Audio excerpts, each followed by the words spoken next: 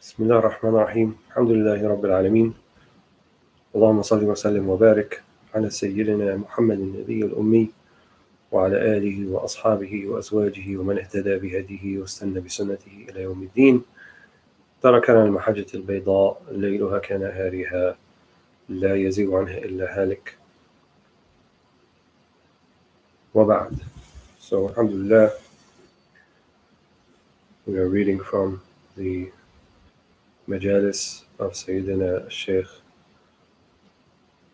Abd al-Qadir الكتاب المسمى بال-Fath al-Rabbani wal-Fayd al-Rahmani, the sublime revelation and the divine merciful outpourings.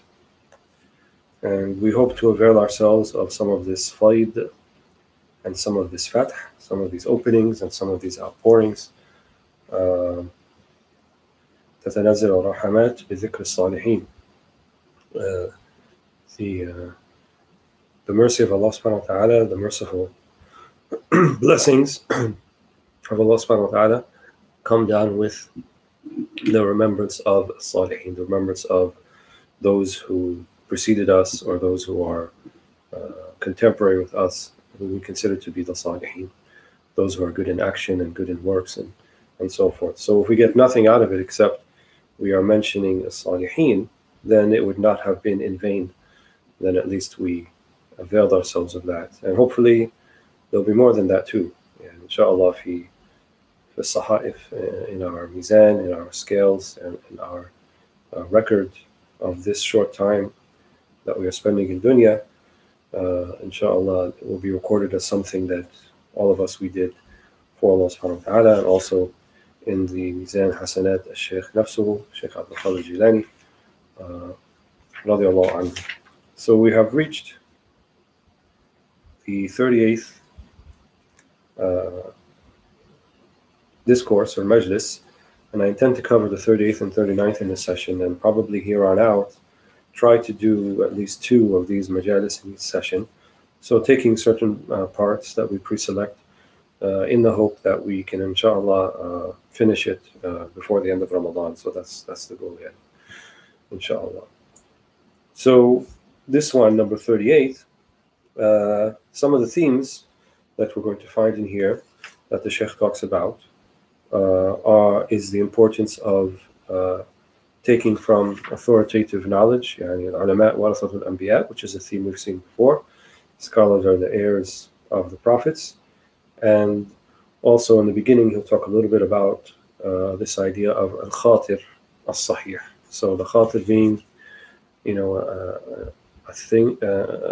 thought or an inspiration. Oftentimes people get a little bit confused about this, and it is a confusing thing to try to kind of parcel through the different ideas and thoughts that we have. Is it something that's inspired, or is it something that came from shaitan, or is it something that came from my nafs, from my own ego? And so the manhaj, the program, in order to get to that point, is going to be more spiritual in nature than intellectual. So we can study books about cognitive psychology and psychotherapy and things like this, and may give us some idea, especially about the machinations of the appetitive or the lower soul, what we call the nafs or the ego, which is the basis of much study in terms of, let's say, secular or Western psychology. But I haven't seen much devoted, or if anything, devoted to the idea that we have a higher sort of aspect to us, the ruh, the spirit that can ascend beyond the whim and the caprice of the ego. And every human being has this potential within them. They can do that. And the one who showed us the way was our Prophet ﷺ. So it's something that we should be optimistic about. And inshallah, we can avail ourselves of it if we follow his way, follow his path to the best of our ability. So I'm going to just start from kind of a little bit, not in the beginning, but a paragraph down or so. He says, رحمه الله: العلم يؤخذ من أفواه الرجال لا من الصحف. من هؤلاء الرجال رجال الحق عز وجل المتقون التاركون الوارثون العارفون العاملون المخلصون. ما هو غير التقوى هوس وباطل. الولاية للمتقين دنيا وآخرة. الأساس والبناء لهم دنيا وآخرة. الله عز وجل إنما يحب من عباده المتقين المحسنين الصابرين. لو كان ذلك خاطر صحيح عرفتهم أحببتهم وصحبتهم. إنما يصح الخاطر إذا تنور القلب بمعرفة الله عز وجل. لا تسكن إلى خاطرك حتى تصح المعرفة ويتبين لك منه الخير والصحة. غض بصرك عن المحارم وامسك نفسك عن الشهوات وعود نفسك أكل الحلال واحفظ باطنك بالمراقبة لله عز وجل وظاهرك اتباع السنة. وقد صار لك خاطر صحيح مصيب وتصح لك المعرفة بالله عز وجل. إنما ورب العقول والقلوب أما النفوس والطباع والعادات فلا ولا كرامة. So let's see what he says in English. This is on page 230 for those who are following, second paragraph, 230. Knowledge is taken from the mouths of men, not from the pages of books. Among these men are the men of the Lord of Truth, Azza wa Jal, the piously devoted ones, يعني المتقون, the abstinent ones, التاركون, the inheritors, الوارثون, the knowers, العارفون, the practicing ones, العاملون, and the sincere, المخلصون. Apart from pious devotion or taqwa, there is only delusion and vanity. Sovereignty belongs to the piously devoted in this world and the hereafter. The foundation and the building belong to them in this world and the hereafter. Allah subhanahu wa ta'ala loves only those of His servants who are piously devoted, beneficent, yani muhsinun, and patient, sabirun. If you had the right, here says the right idea, I would say the right inkling or inspiration or thought, what he calls al-Khatir as-Sahih. And this is like a mustalah, it's a specific term in this particular type of discipline. You would know them. So if you had a Khatir Sahih, this right type of thinking or thought, you would know them, love them, and befriend them. Yani all of the categories you just mentioned. One gets the right ideas only when the heart is illumined by direct knowledge or ma'rifah of Allah subhanahu wa ta'ala. You should not trust an idea that occurs to you until you really have that knowledge and the goodness and soundness of it are clearly apparent to you. Lower your eyes from the sight of forbidden things and restrain yourself from carnal desires. Accustom yourself to eating lawful food, halal. Safeguard your inner, your batin, by maintaining an awareness of Allah, and your outer, or your zahir, by following the sunnah. Then you may receive a sound and correct idea and have true knowledge through Allah subhanahu wa ta'ala. I educate only intellects, uqul, and hearts, qulub. As for lower selves, nufus, natural impulses, tiba', and habits, adat, so they are not my business. This is the Shaykh speaking to his students. So in the beginning here, he mentions several categories of different, let's call them colors of piety. I would have said shades of piety, but shade implies darkness. So I would say different, let's call it talween, different colors of piety. So, and they're not all mutually exclusive in the sense, if you are one, you're not the other, but they are, different emphasis on different aspects. So he talks about al-muttaqun, right, the piously devoted ones. So the one who has taqwa, usually we think of such a person, sahib muraqaba, someone who has a vigilance and is careful about doing the wrong thing, and haris, or very interested in doing the right thing. هذا يسمى taqwa. This is taqwa, and the one who has taqwa is called al-muttaqi.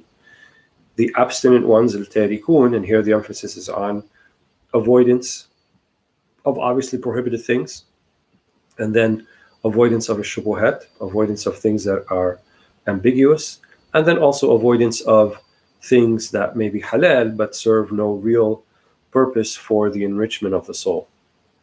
هذا يسمى التارك التاركون. The inheritors, al-warithun. So the warithun are those who inherited, as we said, from the prophets and the knowledge of prophets. So the Prophet ﷺ, they didn't leave behind gold and silver, la dinar wa la dirham. من حيث الفقه. So even in a literal sense, they didn't leave an inheritance that was physical, because their inheritance that they leave is al-ilm, al-ma'rifah, so knowledge, spiritual knowledge, as-sunan, how to go about conducting oneself in an ethical and moral manner, and in the highest levels of humanity. This is what the prophets left behind for us. Al-arifun, the knowers. So al-arif billah also is kind of a little more specific. It's those who not just are practicing, but Allah subhanahu wa ta'ala has given them, or has kind of lifted the veil between them and God. So we would say they have some of the nasib, or the allotment of mushahada, like ta'abud Allah ka'annaka tara, to worship Allah subhanahu wa ta'ala as if you are seeing him. So they have something of this, and there are levels, obviously, and lifting the veil doesn't mean that they see the malakut and they know what angels look like and what's going to happen tomorrow, and what's going to happen in your life 5 years down the road. This is a type of lifting the veil, but this is not really what they mean. They mean ta'bud Allah ka'annaka tara, to worship Allah like you're seeing him, like laysa al-khabru kal-mu'ayyana, as they say. Hearing about something is not the same as feeling it and seeing it and tasting it. So their relationship with Allah subhanahu wa ta'ala, there's less of a remoteness about it and more of an immediacy, more immediacy, more of an urgency, that they see Allah subhanahu wa ta'ala seeing them, right? That's muraqabah, but they also see Allah subhanahu wa ta'ala is behind everything. Nothing materializes in this material existence that we have except by the will of Allah subhanahu wa ta'ala. So they see that with their hearts. This is kind of the beginning of ma'rifah, or the beginning signs of ma'rifah, which inshallah all of you have. And then the practicing ones, the amilun, right, and those who not just alimun, not just knowledgeable, but practice what they have, and the sincere, al-mukhlisun, and those when they do it with sincerity. And so piety, or let's say being religious, doesn't really have just kind of one color to it.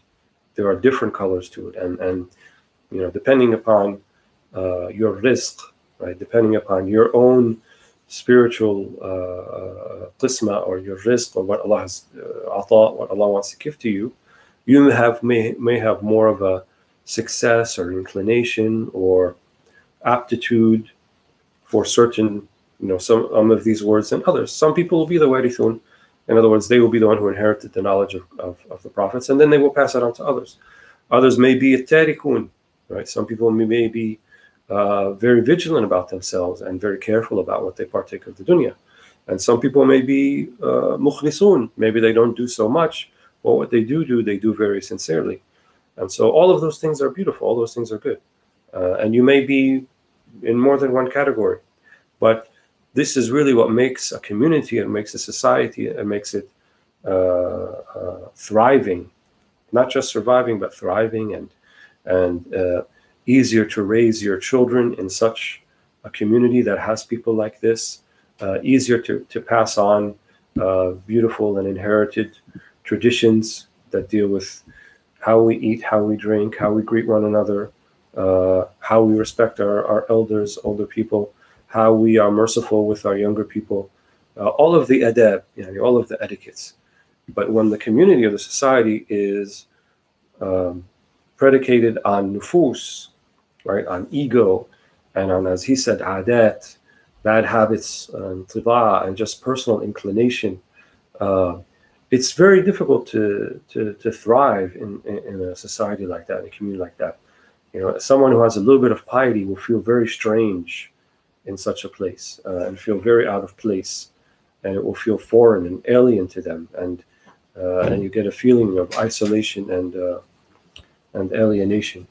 And I think many of us, we tend to feel this way sometimes when, in particular environments. And so I would say take that as a good sign. It's not a bad sign that you feel a little bit of this alienation. Who would not feel alienated with communities and societies and the overall global trend that's based upon narcissism and consumption and acquisition of really useless things at the end of the day.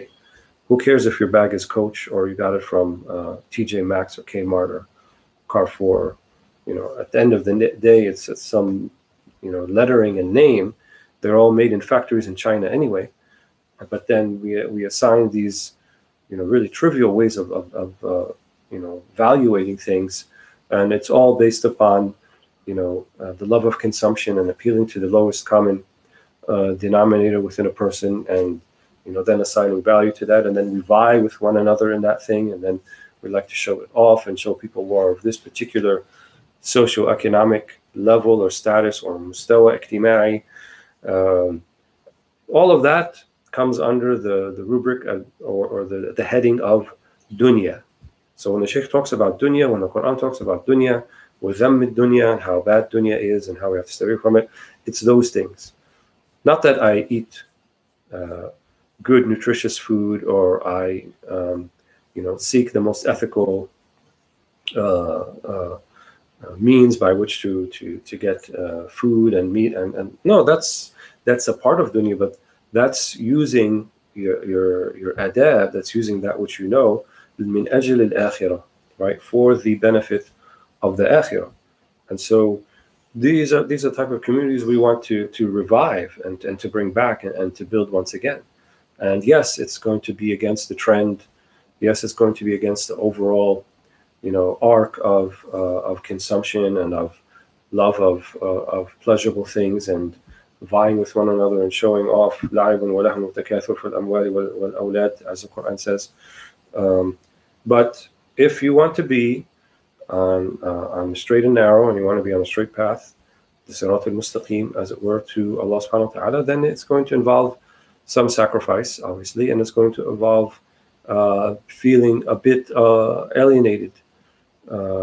And the Prophet ﷺ told us about this. بَدَ الْإِسْلَامُ غَرِيبًا وَسَيُعُودُ غَرِيبًا وَطُوبَى لِلْغُرَبَاءِ. Islam began strange. Certainly the Prophet ﷺ felt strange in the Meccan society when they were all mushrikeen, idolaters, and so forth.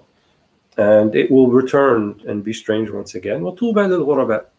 They said Tuba imma ism lil Jannah. They said Tuba, this is a place in Jannah, or it means, you know, good news, glad tidings for the ones who feel strange. وَالدُّنْيَا سِجْنُ الْمُؤْمِنِ, right? And the dunya is the prison of the believer. So then he says, what about this khatir al-sahih, like this right idea? He said, if you had it, then you would know who these people are. You would know who the muttaqi is, and you would know who the alim is, and the tariq and the mukhlis. Your internal radar, as it were, would be active. You have to activate it.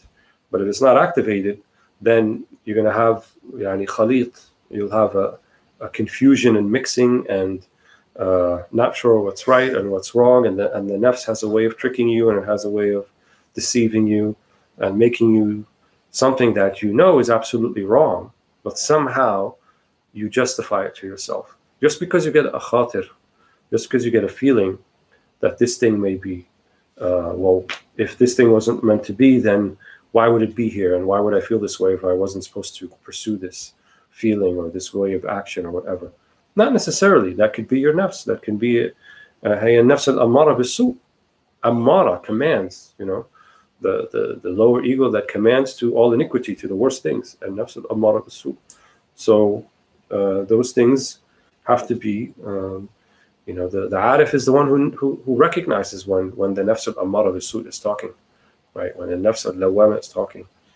And hopefully you graduate from that and you get to a place of a nafs al-mulhama, right? The inspired nafs, and then a nafs al-mutma'inna, wal-radiyya, wal-mardiyya, wal-kamila, all of the beautiful nufus that are the darajat al-salihin, wal-abrar, wal-awliya. So how does one go about that?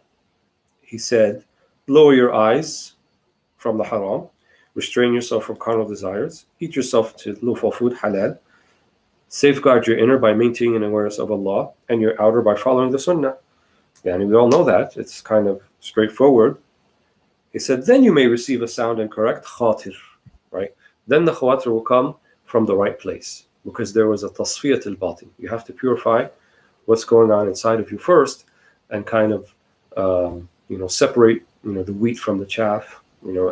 So the things that are useless, which are your egotistical desires and your appetitive desires and your things that are fueled by anger and things that are fueled by jealousy and envy and enmity and all those sorts of things, they begin to dissipate and disperse because they cannot stand up to the nur, the light of ma'rifah, the light of the practice of the sunnah, the light of sincerity. So this is what we have to embed ourselves in completely in order to get to the point where the hadith of the Prophet ﷺ, when he said to Sayyidina Wasiba, istafti qalbak wa in aftaka an-nas, right? He was speaking to Wasiba, he wasn't speaking to all of the Sahaba. Istafti qalbak, yani seek the fatwa of your heart, the edict of your heart, when aftaka an-nas, right? And even if people give you their opinion, that means your radar is sound, your moral compass is straight, it's working properly. But if you're not there, if that's not where you're at, then man khaba min istashara, then that part applies to everybody else. Man khaba min istashara. Whoever seeks counsel, istishara, from the person who has a good moral compass, from the person who is in a position of wise leadership, then that's a better route to go than just going and I think in this day and age, no one should be making any unilateral decisions about anything. You shouldn't be making big life decisions all on your own, like who to marry and where to live and what type of living should I try to make. I mean, these things should be more of a communal participatory process where your loved ones and those you consider to be good counsel for you are involved in such things. But to kind of go off and do it all by yourself without anything like that, I think is a very dangerous proposition and will more often than not lead to regret, perhaps even disaster than not.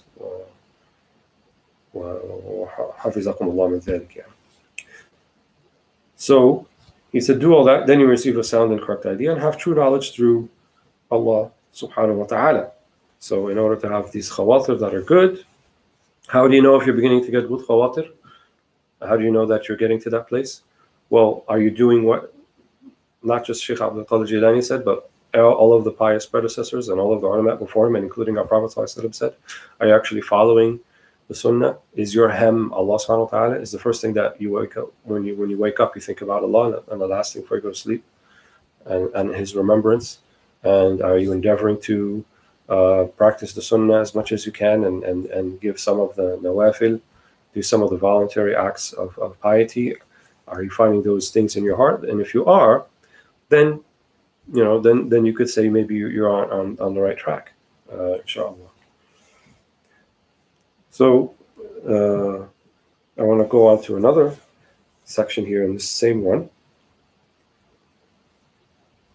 where he says,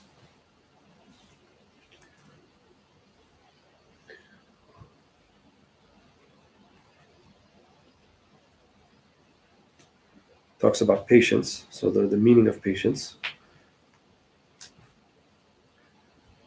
And he cites the hadith of the Prophet ﷺ, الصبر من الإيمان كالرأس من الجسد معنى الصبر أنك لا تشكو إلى أحد ولا تتعلق بسبب ولا تكره وجود البلية ولا تحب زوالها. العبد إذا تواضع لله عز وجل في حال فقره وفاقته وصبر معه على مراده ولم يستنكف من الصفة المباحة وواصل الضياء بالظلام بالعبادة والكسب ينظر إليه بعين الرحمة يغنيه ويغني عياله من جهة لم تكن في حسابه. قال الله عز وجل ومن يتق الله يجعل له مخرجا ويرزقه من حيث لا يحتسب.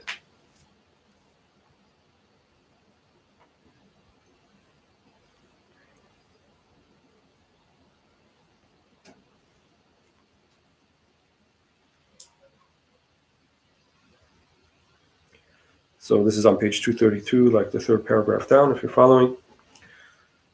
As the Prophet ﷺ said, patience is to faith as the head is to the body. Sometimes translated as forbearance too. The meaning of patience is that you should not complain to anyone, should not be attached to any material means, by the heart that is, detachment is sabab, and should not hate the existence of misfortune and should not love to have it go away. That's a high level. That's not just, I think, sabr, that's actually rida, contentment. And you see that Allah subhanahu wa ta'ala did not send you the trial or the calamity your way except for a reason. And that reason, inshallah, is good. So it's either going to be takfir dhunub, it's going to expiate sins, or it's going to, he sent you something that was of a lesser trial or version than something greater, so that you avoided the greater one, and that happens often too. And or he sends it to you to raise you in degrees, to raise you in rank. All of our prophets, they went through some trial and tribulation, and Allah raised them in degree. Look at Sayyidina Yusuf, alayhi salam, Joseph. He was despised more or less by his brothers, his older brothers, and they felt jealous from him because of the attention that he was getting from his father, also Prophet Sayyidina Yaqub. And they conspired and they said, well, let's take him out and we'll throw him in the well and someone will pick him up and we'll just tell our father the wolf ate him. And they got some blood, not from Yusuf, but another animal probably, to, even though Yaqub alayhi salam didn't believe it. And then he was picked up by a group, and then he found himself in the court of the Aziz, and in the Egyptian court of the Aziz, kind of like a subsidiary or a servant of the Pharaoh. And then he was raised in that court, and then he was pursued by the wife of the Aziz in a lustful way, and then there was another conspiracy against him, and this time he found himself in prison for some years unjustly.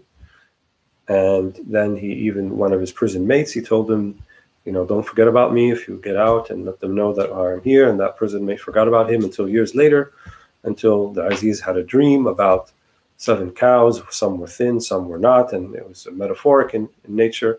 And then when he asked about Yusuf, and he gave him the interpretation of the dream, and then the wife of the Aziz then says, "Al-ana has al-haq, ana rawatuhu an nafsi."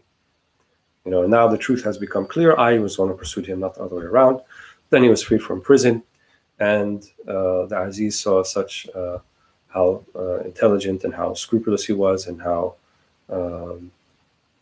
dependable he was in many things. So he said, I want to give you any of the ministries. I want you to help me in running this place. And then Yusuf alayhi salam said, "Ij'alni ala khaza'in al-ard." Give me the treasury and you'll find me Hafidh Amin. You'll find me someone who's very capable, Hafidh, and Amin, and trustworthy. And so he did. And then he brought his brothers back to him in the trade, and then he brought his father back to him. And then the first dream that he had in the beginning, that he saw 12 planets and the sun and the moon prostrating to him, came true when his 12 brothers and sisters and his mother and father came through, and they realized this was Yusuf. So he went from kind of the worst situation you could imagine, and Allah gave him al-mulk, right? Allah gave him this thing that beyond one's imagination, and in it it's a lesson for us that وَمَنْ يَتَّقِي وَيَصْبِرْ فَإِنَّ اللَّهَ لَا يُضِيعُ أَجْرَ الْعَامِلِينَ. Right? Whoever has taqwa and sabr and treats life like that, Allah is not going to disappoint you. Nothing will be lost. If He doesn't give it to you in the dunya, He will give it to you in the akhirah. And actually, you should be contented with it having in the akhirah, because it will be degrees and volumes more, both qualitatively and quantitatively, than anything you could have imagined that you'd have got in the dunya. So,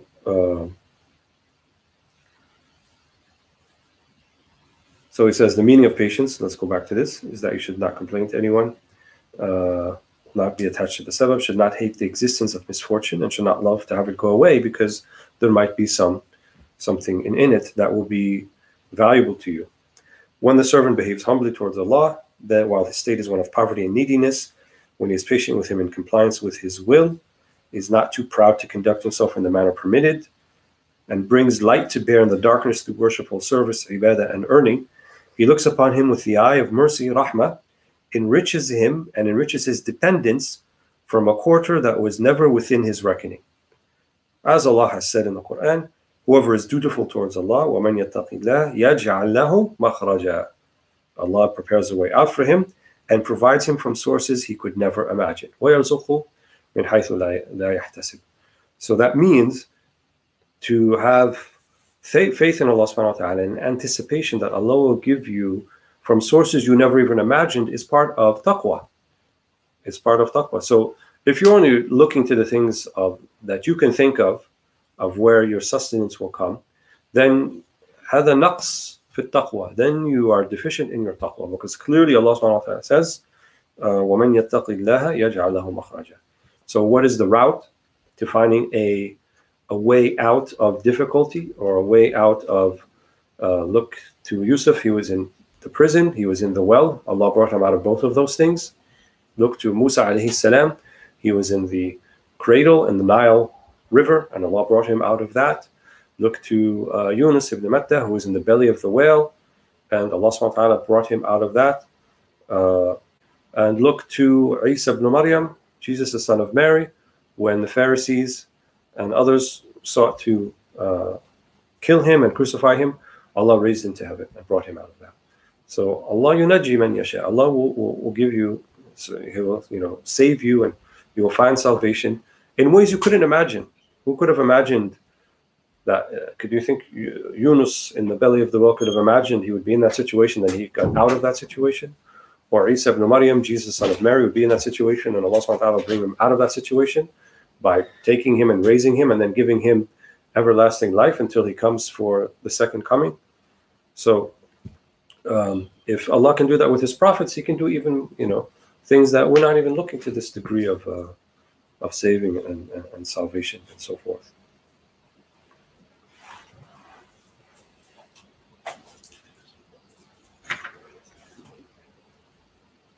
So I'm going to move just to the 39th discourse and just read a couple of things from there. Maybe one thing that I think is important. And that's the hadith that he mentions on page 237, where he says, Allah Azza wa Jal fi hadith al-Qudsi, and we've mentioned this hadith before in passing, ما تقرب المتقربون إلي بأفضل من أداء ما افترضت عليهم ولا يزال عبدي يتقرب إلي بالنوافل حتى أحبه فإذا أحببته كنت له سمعا وبصرا ويدا ومؤيدا في يسمع وبي يبصر فبي يسمع وبي يبصر وبي يبطش يبصر جميع أفعاله بالله تعالى وبه يخرج من حوله وقوته ورؤية نفسه وغيره تصير حركاته وحوله وقوته بالله عز وجل لابد ولا بسائر الخلق يعزل نفسه ودنياه وأخرى كله طاعة فلا جرم تقربه طاعته تكون سببا لمحبة الله عز وجل له بالطاعة يحب ويقرب ويقرب وبالمعصية يبغض ويبعد بالطاعة يحصل الأنس بالمعصية تحصل الوحشة لأن من أساء استوحش بمتابعة الشر يحصل الخير ومخالفته يحصل الشر. So just in the interest of time, let's look at that.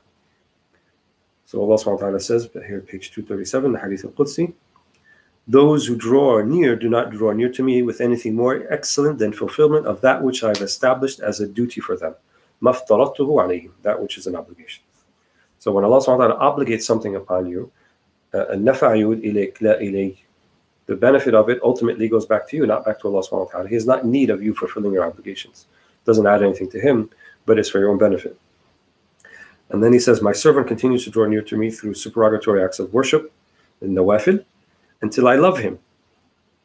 And when I love him, so what is the meaning of mahabbatullah? What does that mean when Allah loves you? Hear it right here in this hadith. And when I love him, I become for him a hearing and an eyesight, a hand and a support. So through me he hears, and this is one version of the hadith, there's others, but this is one of them.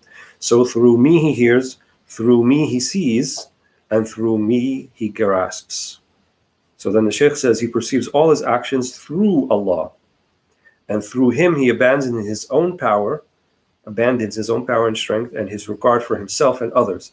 His movements, his power, and his strength come to be through Allah subhanahu wa ta'ala, not through him and not through other creatures. So this is like La hawla wal quwwata illa billah actualized within you. No power or strength except Allah subhanahu wa ta'ala. He becomes detached from his own self, his nafs, and his worldly and otherworldly interests.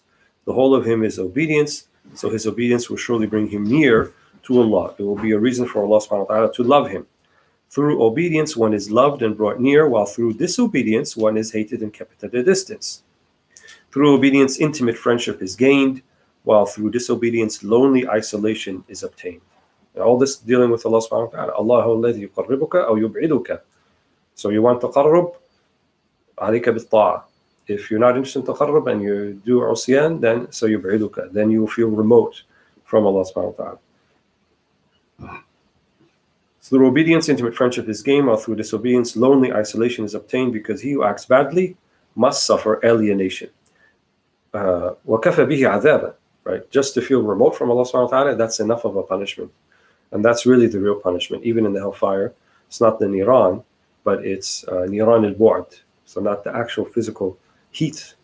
That's a symbol, but even though it's real, but what is really going to be the adhab is feeling that you are remote at a distance from Allah subhanahu wa ta'ala.